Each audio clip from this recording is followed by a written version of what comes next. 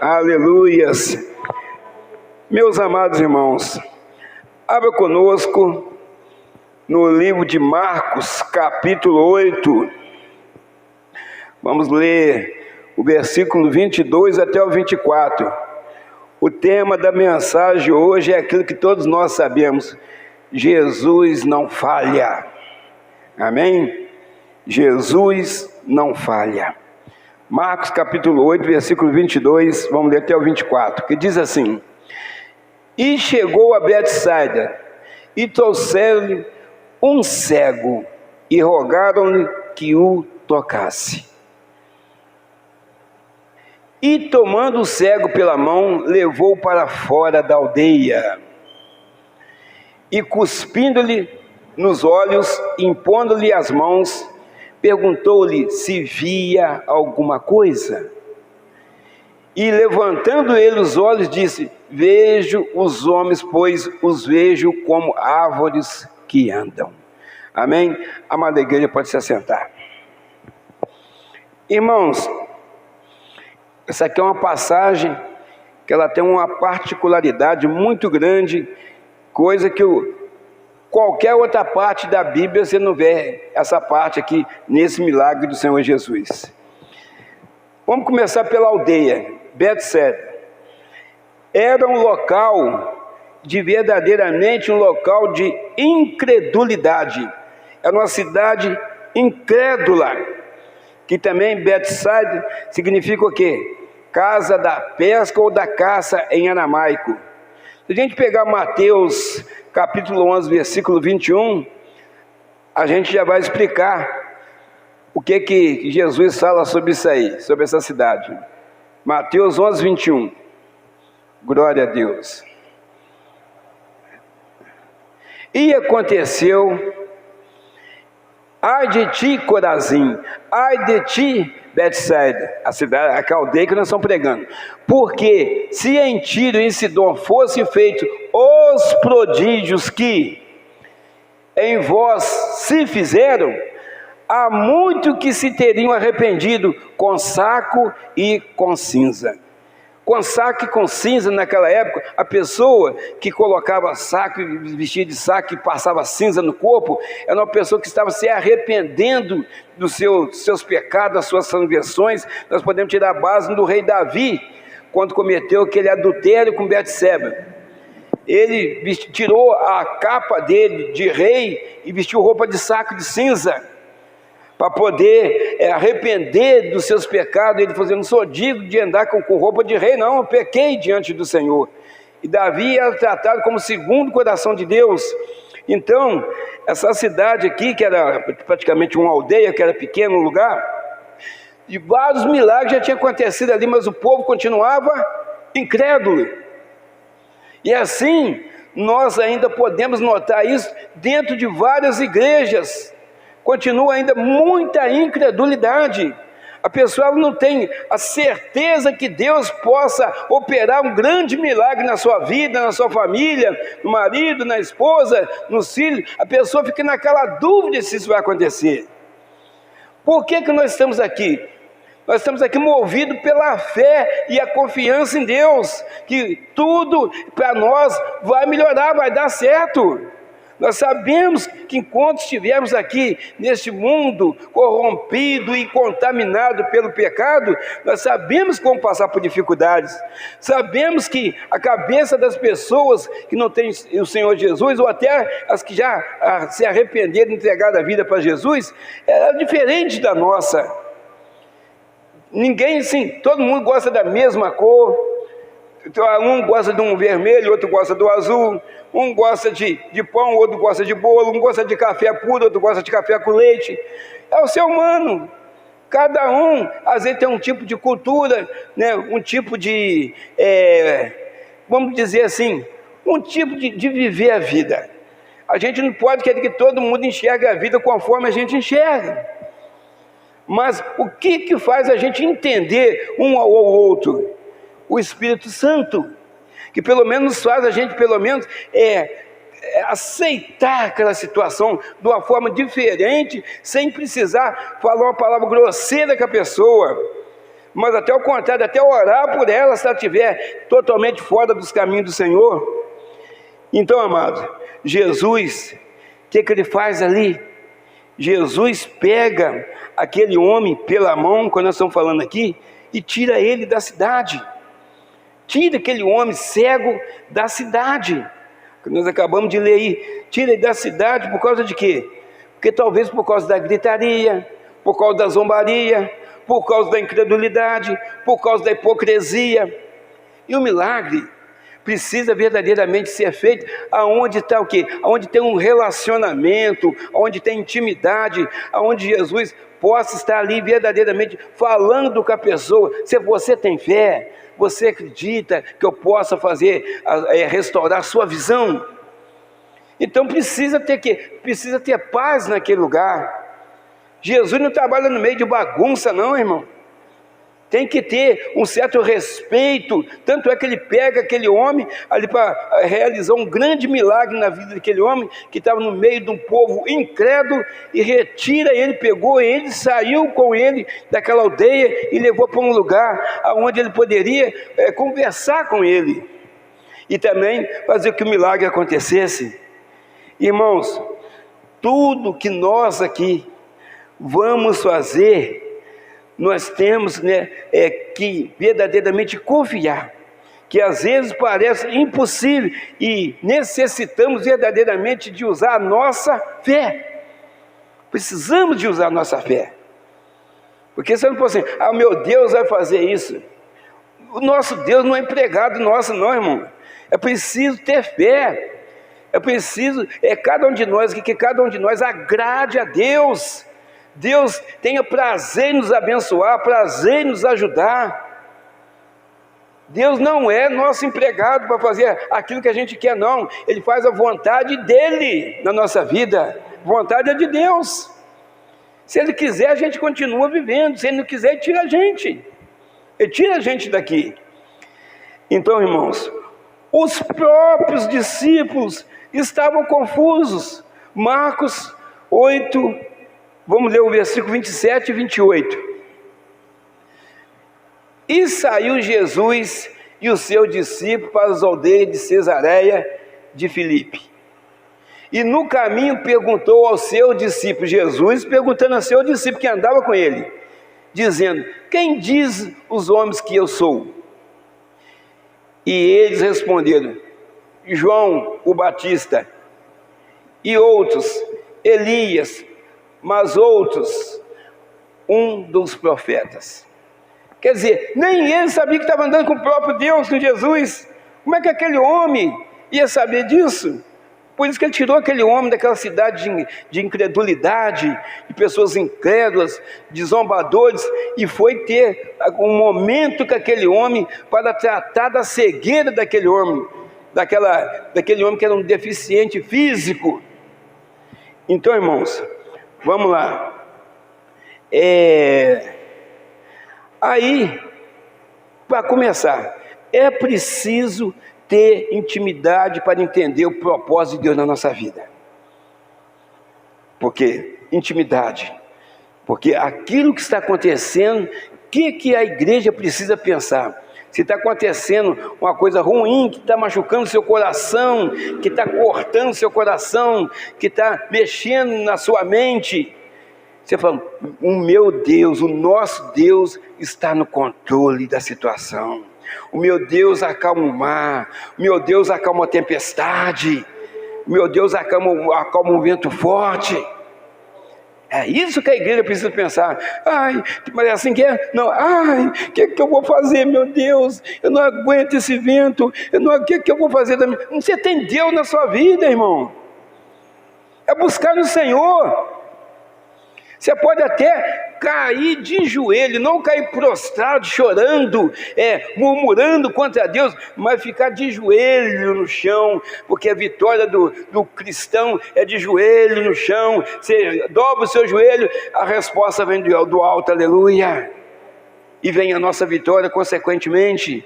Então, irmãos, é preciso entender as coisas. Então aquele cego era o quê? Ele era o quê? O primeiro encontro dele com o Senhor Jesus. Era o primeiro encontro dele com o Senhor Jesus. Ele só escutava o quê? Porque ele não enxergava nada. Ele só escutava o quê? Incredulidade, zombaria. E olha que nós estamos lendo naquele lá no Mateus 11:1, 11:21, nós lemos que Jesus, ai de Corazim, ai de Betseba, pode dizer, que já viram muitos milagres ali, mas continuaram zombando, sendo incrédulos. Então, vamos lá, é preciso ter fé e confiar. Então esse homem aqui não tinha encontro com o Senhor Jesus. Então vamos ver lá, Lucas 8:48. Esse homem aqui está fora desse texto que a gente vai ler aqui, ó. Porque a cidade era incrédula, ele não tinha fé. Vamos lá. E ele disse: tem bom ânimo, filha, a tua fé te salvou, vai em paz. Isso aí é aquela mulher com fluxo de sangue. Então, a tua fé, então ela tinha fé, não era uma cidade incrédula. Ela tinha fé que Jesus poderia verdadeiramente curar a enfermidade dela, que era uma hemorragia que já durava 12 anos. Agora vamos pegar um outro aqui que tinha fé. Lucas 18:42. Você entendendo aqui, aquele homem que Jesus estava lá com ele naquele momento não tinha fé. E Jesus lhe disse: vê, a tua fé te salvou. Esse aí é o cego de Jericó. O que queres que eu te faça? Que eu veja. Então vê, a tua fé te salvou. A fé que salva a pessoa, a fé que muda a história, a fé que te levanta. Jesus, ele é tudo, mas ele precisa da nossa fé, senão nada vai acontecer. Se aquela mulher não tivesse fé, ela não ia até Jesus, enfrentar a multidão e tocar na orla da vestimenta de Jesus para ser curada. Então ela foi por causa da fé.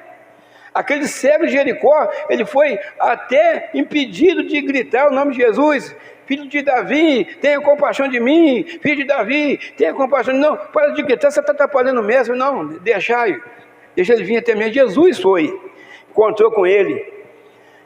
O que quer que eu te faça? Que eu veja. Então vê, a tua fé te salvou. Então, irmãos, Marcos 8:23, 24, está lá assim, ó, você lembrar aí que a gente já leu. Marcos 23:24, ó.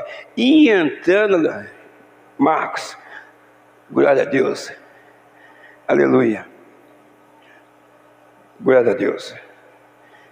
E tomando o cego pela mão, esse é o cego da cidade de Betseba, levou-o para fora da aldeia. E cuspindo nos olhos, impondo as mãos, perguntou-lhe se via alguma coisa. Levantando os olhos, disse: vejo os homens, pois os vejo como árvores que andam. Irmãos, presta atenção. Toda pessoa que Jesus pôs a mão, ou falou algo, a pessoa que Jesus pode dar um toque na pessoa, ou falar, a pessoa é curada. Essa aí, Jesus já tinha feito isso em outros casos, outras passagens. Fazer um lodo com cuspe, cuspir no olho da pessoa, para a pessoa ficar, para enxergar, ou naquela enfermidade para curar. E a pessoa instantaneamente a pessoa era curada. Mas aí não. Nessa aí Jesus teve que agir em duas etapas. A incredulidade era tanta, foi duas etapas. A primeira vez que Jesus tocou nele, cuspiu no olho dele, passou a mão nos olhos dele, ele via, melhorou a visão dele, mas não tornou a visão dele praticamente completa, assim, a cura completa. Ele via homem, mas via como se fossem árvores. Ele via algo se movimentando na frente de coisas que não via. Já tinha melhorado, mas Jesus, será que Jesus falhou? Será que Jesus não teve fé para fazer a visão daquele homem ser restaurada, né, com apenas aquele toque, com o cuspe que ele passou no olho daquele homem? Irmãos, o primeiro milagre que aconteceu ali foi quando Jesus pegou naquele homem, no braço dele, tomou ele e levou ele para fora da aldeia. Quando você deixa Jesus te conduzir, o milagre já começa a acontecer. Quando Jesus te leva para um lado e te leva para o outro, você pode ter certeza que você está andando com Jesus, e aonde você pisar com Ele, a vitória certa é garantida. Ali, porque a fé dele estava combatendo com o poder do Senhor Jesus. Jesus, ele deixa também ver o coração da pessoa, se está quebrantado ou não, para aquele momento ser realizado. Você está orando a Deus pedindo algo para a sua casa, algo para o seu casamento, talvez algo financeiro, mas o Senhor Jesus também vê o quê? Vê o seu coração, aquele sonda e esquadrinha o coração, para ver se você verdadeiramente você quer aquilo, se você precisa daquilo, ou você está pedindo aquilo, é porque você tem que pedir algo a Ele. Não, tem que ser algo que você precisa, que o Senhor Ele dá para nós o necessário para a nossa sobrevivência aqui, neste mundo. Se Ele quiser te dar toda a riqueza do mundo, mas Ele também já sabe que a riqueza, muitas pessoas que ficaram se enriquecendo dentro das igrejas, muitas dessas pessoas hoje em dia, Jesus está longe dessa pessoa, mas porque não é Jesus que saiu, não, ela que saiu, ela se afastou da presença de Deus. Então, irmãos, ali foi a falta de fé daquele homem. No primeiro toque, né, aquele cuspe que Jesus cuspiu no olho dele, para ele poder voltar a enxergar, ele já poderia ficar o quê? Ser curado. Então, mas não foi isso que aconteceu. Não foi isso que aconteceu. Marcos 8:25. Depois disso, tornou a pôr-lhe as mãos sobre os olhos, e os fez olhar para cima. E ele ficou restaurado e viu a todos claramente. Então, olha lá. Ele ficou restaurado e fez ele olhar para cima. Então, irmão, não fique de cabeça baixa, olhando para a sua derrota, pensando no que vai fazer, prostrado, assim, sem direção. Ai meu Deus, o que é que eu estou passando? Pensando assim, olhando para o chão. Quem fica olhando para o chão assim, a gente sabe, né? Tem uma ave aí, né, que chama, que é a galinha, o galo, fica ali, né, ciscando, olhando para o chão, só olha aquilo ali. Mas o Senhor fala na Bíblia, na sua palavra, numa linguagem figurada, Ele chama a igreja de águia, para a gente. A águia vem por cima, a águia enfrenta a tempestade, ela gosta da tempestade, ela enfrenta a tempestade. Assim devemos ser nós nos momentos difíceis, nos problemas da vida. Enfrentar, porque nós temos um Deus forte e poderoso, que verdadeiramente vai à nossa frente, aleluia. Precisamos enfrentar, não é ficar de cabeça baixa, ficar cabisbaixo diante daquilo que se levantou contra nós, porque na nossa frente está o guarda de Israel, aquele que protege, aquele que cuida, aquele que verdadeiramente os olhos estão voltados para cada um de nós, aleluia. Deus é poderoso, Deus é bom, irmãos. Então, no segundo toque, a visão do homem foi restaurada. No primeiro já poderia ser, mas a fé dele, que ele não tinha, era pouca, ou talvez nenhuma. Por isso, Jesus não fez nenhum milagre nele, que tirou ele da cidade, que poderia deixar ele lá no meio da cidade, daquela cidade incrédula, restaurar a visão dele ali, para que todo mundo visse, mas vários milagres já tinham acontecido ali antes, e eles continuaram incrédulos. Eu quero dizer uma coisa para você, irmão. Quantos milagres o Senhor já fez na sua vida, que você sabe? Muitos, eu tenho certeza. E já fez vários também que você não sabe. Muitas pessoas, de madrugada talvez, né, tiveram uma dorzinha no peito, deve ser jeito, não, talvez estava me fartando, mas o Senhor não deixou, parou, não deixou continuar aquele mal que você estava sentindo, né? No outro dia, talvez você estava ali com a respiração ofegante, né? Talvez era um problema pulmonar, nos pulmões, mas o Senhor cessou aquilo ali, assim, deve ser uma gripezinha mais forte que eu peguei, mas não era, talvez era uma pneumonia, talvez era uma tuberculose. É desse jeito que acontece, irmão. Mas o Senhor, verdadeiramente, Ele toma conta de nós, Ele nos protege. Hoje, durante o dia, nós estamos sempre falando aqui, os milagres continuam acontecendo, não aconteceu só 2000 anos atrás, não. Você sabe que você foi eu fui na cidade hoje. Passei várias vezes naquela avenida Rio Branco, para um lado e para o outro, como se eu estivesse podendo passear, né? Eu estava trabalhando. Mas quem sabe, né? Um carro daquele podia invadir a calçada, me atropelar e me matar lá. Mas Deus não deixou. Não deixou. Fui para lá de carro, voltei de carro. Graças a Deus, voltei debaixo das potentes mãos do Senhor. Para você chegar aqui na igreja, você não sabe, o Senhor limpou a rua toda, né? Tirou tudo aquilo que podia te impedir de chegar aqui, para que você estivesse aqui para ouvir essa palavra, para te mostrar que verdadeiramente Ele tem guardado você, Ele tem falado com você, Ele tem ouvido o nosso clamor. Às vezes tem semana que você levanta, parece, essa aí é a semana.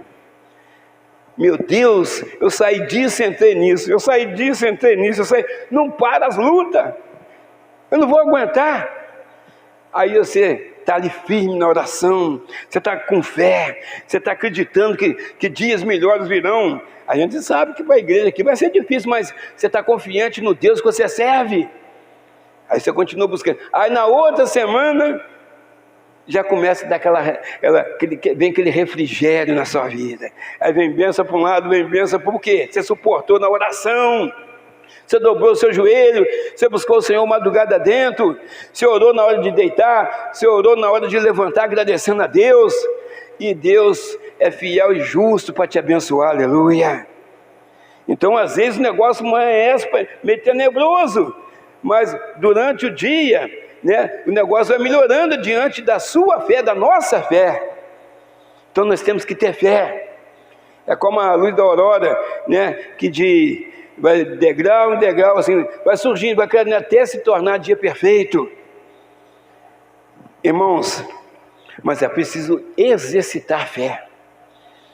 A partir do momento que nós entregamos a nossa vida para o Senhor Jesus, talvez você não notou muito, mas nossa vida mudou. Vou começar no lado que atinge muitas pessoas, financeiramente. Olha quanto dinheiro você tem, principalmente o homem que faz isso. Olha quanto dinheiro você tem economizado, você não tem gastando dinheiro aí estragando a sua saúde. Primeiro é a financeira, depois vem a saúde, depois vem o caráter, vem a moral, vem a família, vem tudo dentro do pacote quando você entrega a vida para o Senhor Jesus. E deixa Ele trabalhar. Ele muda seu entendimento. Ele muda verdadeiramente ali tudo aquilo, o seu caminho era para cá, está dando tudo errado, agora você começa a andar para cá onde está dando certo. E nem lá você não pode passar mais, você nem deve passar lá mais. Você vê que esse homem aqui, ele tira da cidade, nós vamos ler aqui depois, ele tira da cidade e traz para cá. Vamos ver o que ele falou. Marcos 8, 26, né? João não é, Marcos 8, 26. E mandou para a sua casa, quer dizer, para a casa dele, lá na aldeia, para pegar as coisas dele, dizendo, nem entre na aldeia, mas tinha que ir lá para pegar as coisas dele. Nem o digas a ninguém na aldeia. O que aconteceu com ele? Em outras palavras, deixa eles pensar que você está cego ainda. Deixa eles pensar que você está cego ainda. Mas você sai da aldeia. Sai da aldeia, porque lá é lugar de incredulidade. Com o tempo, aquilo ali ia fazer o quê? Ele ia se contaminar novamente. Que aquelas pessoas que estavam ali, que era uma cidade incrédula, irmão. Agora eu te falo, você aqui que é inteligente, você que tem o Espírito Santo na sua vida, o que você vai fazer lá no boate? O que você vai fazer em carnaval? O que você vai fazer nesses balinhos aí de quadrilha, esse negócio aí que você já teve lá no passado? Voltar lá na sujeira, lá no lamaçal. Eu vou levar meu neto, eu vou levar meu filho pequenininho. Irmão, não vai. Não vai, porque o neto vai aproveitar, o neto não sabe de nada, mas você vai ver um montão de maldade lá. Se aquilo não te influenciar também, você está lá. Porque Jesus falou, nem lá você não volta não. Mandou ele para casa, dizendo, nem entre na aldeia. Quer dizer, praticamente você pega só da sua casa, que a casa dele ficava quase fora da aldeia, tanto é que ele tirou de lá. Pega só o necessário e sai fora de lá. Nem digas nada na aldeia. Deixa eles pensar que você está cego, mas você sai dali daquela cidade. É isso aí praticamente, para quê? Para ele não perder a fé novamente. Irmãos, nós devemos andar e viver pela fé. Andar e viver pela fé. Porque talvez você pense que não, porque nós somos falhos, nós somos pecadores, nós precisamos verdadeiramente transformação a cada dia, a todo momento, a cada instante, a cada fração de segundo. Nós precisamos melhorar mais e mais na presença de Deus, que Deus é bom, e Deus é bom o tempo todo Deus é bom. Então, nós precisamos a cada dia o mover de Deus na nossa vida. Irmãos, e a Bíblia fala bem claramente, porque aqui, apesar de tudo isso, apesar das nossas imperfeições, apesar das nossas falhas, eu consigo contemplar daqui pessoas justas. Pelo menos a gente tenta ser justo, porque a igreja precisa ser justa. O que é que faz você pensar dessa forma? O Espírito Santo. Porque quando você vai fazer uma coisa que você sabe que está errado, você só faz se você quiser, porque o Espírito Santo te orienta antes. Não faz isso aí que eu estou vendo, está errado. Aí você faz se você quiser. Então a Bíblia fala e nos ensina: o justo viverá pela fé. Está vendo, irmão, como vai encaixando uma coisa? Nós vivemos pela fé. É pela fé. Nós temos fé que amanhã vai ser um dia melhor para nós, pelo menos na presença de Deus. Nós também acreditamos que amanhã pode surgir um problema, mas quem que vai sustentar cada um de nós de pé? O Espírito Santo, o Senhor Jesus. Porque senão, irmão, domingo a igreja aqui vai ter só os anjos aqui, né, voando para um lado e para o outro aí. Cadê a igreja? Se a gente perder nossa fé, você não vem aqui mais, irmão. Não vem aqui mais. Se você deixar os problemas tomar conta da sua mente e aquilo descer para o seu coração, você não entra aqui mais em nenhuma igreja, em nenhuma parte do mundo. Você vai fazer, vou deixar a vida me levar. E vai te levar mesmo. Você já sabe para onde. Você vai caminhar em passos largos para lá. Um lugar quente, você vai para lá. Se você deixar, né, o seu coração comandar a sua mente, ou a sua mente comandar o seu coração. Via de mão para cá, da mente para o coração, do coração para a mente. Então nós temos que ter cuidado nisso aí. Está lá. Enganoso é o coração e mais perverso que todas as coisas. Quem o conhecerá? Nem nós mesmos não conhecemos nosso coração. Às vezes você está assim, não sabia que aquela pessoa poderia cometer aquilo que ela cometeu, ou fazer aquilo que ela fez. Talvez nem ela. Quem conhece nosso coração é Deus, irmão. É Deus. Quem conhece o coração das pessoas é Deus. Então nós precisamos verdadeiramente entregar a vida para Deus. Quantos têm voltado na incredulidade? Mais uma vez, meus amados irmãos, milhares de pessoas, você está na igreja, canta um louvor, na hora do louvor você chora, né, diante daquilo que você está passando, você está ali chorando, e está ali agradecendo a Deus, está ali, aí vem a palavra, aí a palavra vai te mostrando que muitas coisas estão acontecendo na sua vida. O culpado não é Deus, não, o culpado é você. O culpado sempre somos nós, nunca é Deus. Deus sempre vem para nos ajudar, para nos socorrer, para nos levantar. Ele sempre vem assim. Mas quem que procura o abismo? Quem que procura o fundo do poço? Quem que procura a destruição? Nós mesmos. Através das nossas fragilidades, através da nossa pouca, talvez, intimidade com o Senhor, do nosso pouco relacionamento com Deus. Nós temos o dia todo para fazer um montão de coisa, e a gente aproveita a cada momento. Se passar um jogo, a gente vê o jogo; se passar novela, vê novela; se passar um filme, a gente vê filme. Aí aquele pouquinho, aquela fraçãozinha do dia que falta para terminar o dia, as 24 horas que tem um dia, aí que você lembra de falar assim: muito obrigado, meu Deus, acabou a oração, dormiu.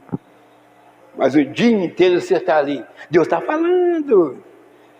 Ninguém tira o olho ali do seu time. Eu estou torcendo para ele. A novela, o último capítulo. Ah, não, hoje eu não vou na igreja, no último capítulo, novela. Por que eu estou falando isso, irmão?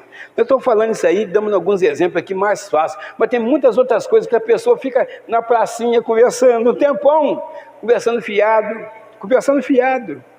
E ali A pessoa está ali, mas quando é para falar com Deus, vem sono, vem cansaço, vem um montão de coisa.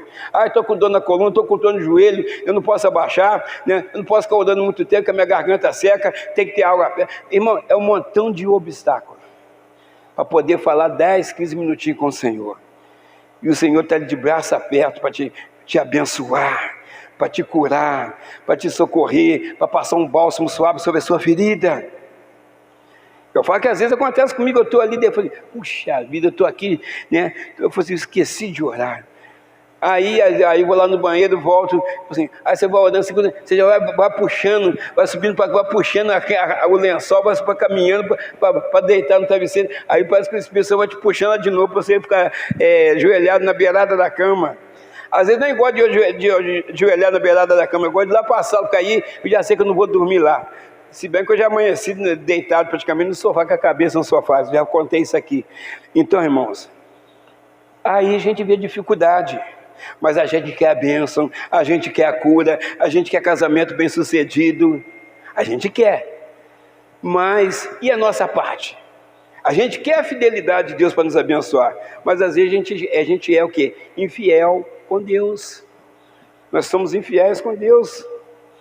Irmãos, quantos têm falado, não vai dar certo, e você tem recebido essa palavra, assim, pelo que eu estou vendo, não vai dar certo. Não recebe isso não, irmão. Não deu certo com você, mas para mim vai dar certo. Eu acredito, eu confio no Senhor, e o Senhor verdadeiramente tem cuidado de mim. Vai dar certo comigo. Vai dar certo. Porque, irmãos, eu já contei uma vez aí, né, que tem uma conhecida minha que foi no médico, e aí ela foi lá, o médico orou primeiro, né, e foi lá no médico, chegou lá, o médico receitou medicamento para a perna dela que estava doendo muito. Não sei se era nervo ciático, um negócio assim na época. O médico, pode tomar isso aqui, que só até de tarde só tá tranquilo. E ela foi, né, para casa, foi lá, passou na farmácia, comprou, foi embora. Chegou na casa dela, na hora de entrar no portão da casa dela, aí saiu uma vizinha. Eu falei, não, você não foi trabalhar hoje não? O que foi? Eu não estou com a perna doendo, mas fui no médico, é muito bom. O médico muito bom que ela tinha ido, era antes desse médico que ela foi lá, era Jesus Cristo, de noite quando ela orou, e de manhã quando ela foi no médico. E o médico foi usado por Deus para indicar um remédio para ela. Aí, o médico falou que esse remédio é muito bom, e eu falei, o médico também foi bacana comigo, eu tenho certeza que vai dar certo. Aí a vizinha falou assim, qual remédio que você está tomando? Ela falou o nome do remédio lá na época. Esse remédio aí vai adiantar nada, tomei, não vai adiantar nada. No portão da casa dela. Então, aí o que ela falou? Se ela aceita aquilo, ela já tinha perdido a bênção. Ela falou assim, não adiantou com você. Mas cada caso é um caso. Para mim não vai dar certo, não, já deu certo em nome de Jesus. Então, irmãos, é isso, às vezes você perde a bênção no portão da sua casa. Você pode chegar em casa às vezes com sacola, às vezes eu chego de carro às vezes, né? Aí eu vou lá, abrir o porta-mala assim, às vezes ainda deixo o portão aberto, vou lá abrir o porta-mala, aí quando eu vou saindo assim, tem gente que passa lá no meu portão, olha dentro da sacola assim, olha, tá trazendo Coca-Cola aí, né? Olha dentro da sacola da gente. Misericórdia. Por que não põe dinheiro lá para mim, né? Não, Coca-Cola, né?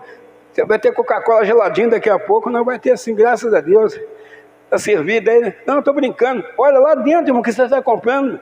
Misericórdia. Misericórdia. Irmãos, nós aqui da igreja, por isso que às vezes você tem que sair da aldeia. Deixar o Senhor te tirar da aldeia. Jesus mesmo tinha o costume de ir no Monte das Oliveiras, ele ia orar ao Pai. Ele ia sozinho, tinha um momento sozinho com Deus. Nem o discípulo ele não levava. Ele tinha o costume de ir lá falar com o pai deles, sozinho, em particular. Sozinho. Tem hora que você tem que, você mais outra pessoa, ou outras pessoas, que um vai fortalecendo o outro. Mas tem hora que é você e Deus. Eu gosto muito da passagem lá de Mateus 6,6. Você entrar no seu quarto e fecha a porta atrás de você e fala ao seu pai que está em secreto e ele te recompensará, aleluia. Está lá. Então tem hora que é você e Deus. Esse quarto pode ser banheiro, pode ser sala, pode ser em cima da laje. Pode ser. mas é sozinho, você e Deus. Irmão, quantas pessoas têm vindo no culto ou nos cultos para não ser cobrado por ninguém? Ela vem no culto, ela está com vontade de vir no culto? Não! A gente tem que vir no culto para adorar a Deus.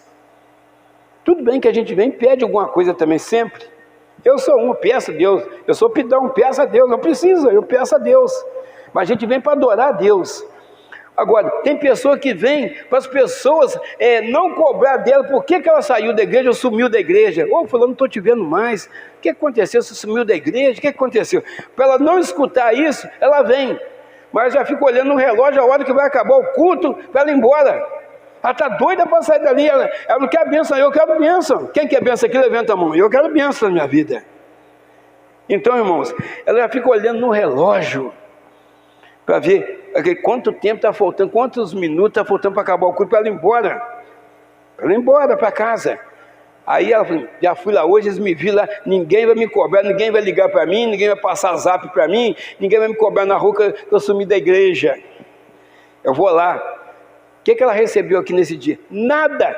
Ela veio por causa dos outros, não veio por causa de Jesus. Está vendo, irmãos? A Bíblia diz assim: aquele que perseverar até o fim será salvo. Perseverar até o fim. Está doendo? Seja perseverante. Está faltando dinheiro? Seja perseverante. Está enfermo? Seja perseverante. Seja você, seja o marido, seja o filho, seja a mãe, seja o pai, seja perseverante. Ser perseverante também é ficar no caminho. Ser perseverante é ficar com Jesus. Então, irmãos, nós precisamos ser perseverantes. Aquele que perseverar diante das provações, diante dos problemas que aparecem dioturnamente na nossa vida, aquele que perseverar, esse será salvo. Salvo. O apóstolo Paulo, você escuta muito esse versículo no cemitério. Combati o bom combate, é a mesma coisa, ele perseverou. Combati o bom combate, encerrei a carreira, mas guardei a fé. É a mesma coisa, essa perseverança que Paulo teve. Ele perseverou até o fim. Ele combateu o bom combate, encerrou a carreira, mas guardou a fé. Quando é que ele encerrou a carreira? Quando ele praticamente estava ali na velhice, já morrendo praticamente. Então, mas ele guardou a fé. Ele guardou a fé. Então, amados, a igreja está com as portas abertas por causa de nós. Não é por causa de Jesus, não, é por causa de nós. O Senhor não precisa de nenhum de nós, não. Nós é que precisamos dele. As pessoas estão invertendo as coisas. Cada um de nós aqui precisamos do Senhor Jesus na nossa vida. Ele não precisa de nós, mas o nosso Deus Todo-Poderoso enviou o seu único Filho, seu Filho unigênito, para que todo que nele crê não pereça, mas tenha a vida eterna, para nos salvar, irmãos. Então as portas estão abertas das igrejas aí, sendo pregada quarta, sexta, domingo, 2 horários, por causa de nós. Porque Deus não vai voltar atrás naquilo que ele já escreveu. Quando Deus escreve, ele cumpre. Porque se ele pudesse voltar atrás, ele falou assim, vou fechar a Bíblia, ó.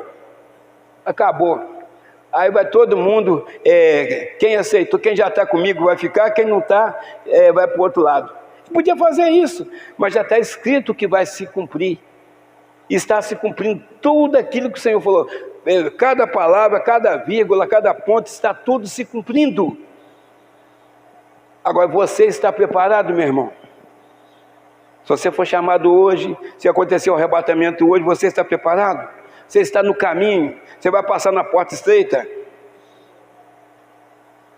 Então, irmão, é preciso a gente entender isso. É debaixo de lutas, de provações, de choro, de lágrimas, de rios de lágrimas, às vezes rios de lágrimas. Então você vê, um irmão está com prova na casa dele, aí aquele irmão sai daquela prova, o outro entra, Aí o deserto, tem gente entrando para o deserto, tem gente saindo do deserto, tem gente que está no meio do deserto, tem gente que já gosta do deserto, todo mês ele está lá no deserto. Jesus tira, ele entra de novo, Jesus tira, ele entra de novo, uma hora ele não sai mais, ele gosta do deserto. Irmãos, e o deserto, você sabe, você está na dependência de Deus. O que é o deserto da vida? É a dependência de Deus. Você precisa de Deus para aparecer um pouquinho de água, um oásis lá. Às vezes a pessoa cai de cara na areia achando que é água, mas ela está tendo visão. É um oásis que está ali, não é visão, cai de boca na areia. Porque da insolação nela fica querendo água de qualquer jeito, então a pessoa morre. Então a gente está evitando o deserto, mas tem gente que quer ir para o deserto. Não é só o povo que está sentado, não. Pastores principalmente. Deus está falando, irmãos. Isaías 55, 6. Buscai o Senhor enquanto se pode achar. Invocar enquanto está perto. O que é buscar o Senhor enquanto se pode achar? É o Espírito Santo que está aqui. É se entregar, se encher do Espírito Santo. Enquanto se pode achar, porque quando a igreja for levada até os lados onde estará o nosso Senhor e Salvador Jesus Cristo, quem que vai levar a igreja para lá? O Espírito Santo. Ele vai sair daqui. Aí você vai ouvir o pastor falar. Qual pastor que ficou? O cheio do Espírito? Não. Aquele pastor que ele vai pregar dentro do conhecimento que ele tem da Bíblia. Mas ele não teve uma vida cristã. Ele não andou corretamente seguindo os mandamentos do Senhor, então ele ficou. Aí ele vai pregar para a igreja de acordo com aquilo que ele sabe da Bíblia. E também já pedindo perdão ao Senhor por não ter seguido, porque ele ficou. A igreja foi e ele ficou. Mas o Espírito Santo já levou a igreja cheia do Espírito Santo para cima, poderosa, não são no óleo, os verdadeiros adoradores que adoram o Senhor em Espírito e em verdade. Então, irmão, que a gente possa ficar preparado, que a gente possa aproveitar cada oportunidade, né? A gente sabe, né, das discussões, nós sabemos verdadeiramente das diferenças dentro da casa, com a esposa, com o marido, com os filhos, com o vizinho, no colega de trabalho. Nós sabemos das diferenças que existem, mas a única diferença que não pode ter é entre você e Jesus. Você tem que estar ali na rocha ligado e ouvindo com o Espírito Santo te falar para fazer. Você ouvindo, faz isso, você fazer aquilo, faz aquilo, não faz, você não faz, não fala, você não fala. Ah, não, vou fazer diferente para ver o que é que dá. Para que dá? Só a queda. Se você fizer diferente aquilo que Deus está ordenando que você faça, você pode ter certeza, a queda é fundo do poço. Que Deus sempre quer o melhor para nós. Amém, irmãos? Então a Bíblia, né, que a gente falou um pouquinho dela aqui hoje, o tema hoje é o quê? Jesus não falha, nunca. Quem falha somos nós, o homem. Mas Jesus não falha. E Ele tem plano para você, tem plano para mim. Todo dia Ele vem, como se a gente fosse um arbusto, e ali vai lapidando. Ele, como se tivesse uma talhadeira, vai lapidando a gente de acordo com a vontade dEle. De acordo, vai lapidando a gente todo dia, todo dia. Tem um lado para Ele lapidar. Aquele lado ficou bom, Ele começa no outro lado. Até a gente ficar de acordo com a vontade dEle. Se você quiser mudar também de árvore, de arbusto para vaso, também pode. Aí o vaso já quebra e já faz outro de novo. De acordo com o que parecer melhor para ele. Mais bonito, mais perfeito, mais cheio de Espírito Santo, mais cheio de unção de Deus. Então, irmãos, que Deus te abençoe. Que Deus te guarde. Que Deus continue te proteger. E você verdadeiramente sinta a necessidade de orar a Deus, de buscar a presença de Deus na sua vida. Não faça isso porque só você está sendo orientado, ensinado aqui na igreja, não. Você precisa ter essa vontade, esse gosto de fazer isso. Conforme você tem um gosto para comer um pudim de chocolate, um doce de leite condensado, assim também precisa ser a busca da presença de Deus. Não é por obrigação, é por adoração a Deus. Adorar a Deus. Verdadeiramente adorar a Deus.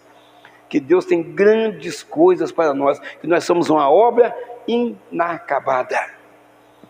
Só vamos verdadeiramente ficar de acordo com a vontade de Deus, mesmo Ele trabalhando todo dia na nossa vida, quando nós estivermos morando na glória de Deus. Aqui nós falhamos, aqui nós pecamos, aqui nós vamos ver pessoas boas e pessoas ruins, todos os dias, todos os dias. Aí a igreja precisa fazer a diferença. Então que Deus te abençoe, que Deus te guarde, leve essa palavra para sua casa, leve também a cura, leve também a resposta, leve um coração quebrantado para sua casa nessa noite, em nome de Jesus.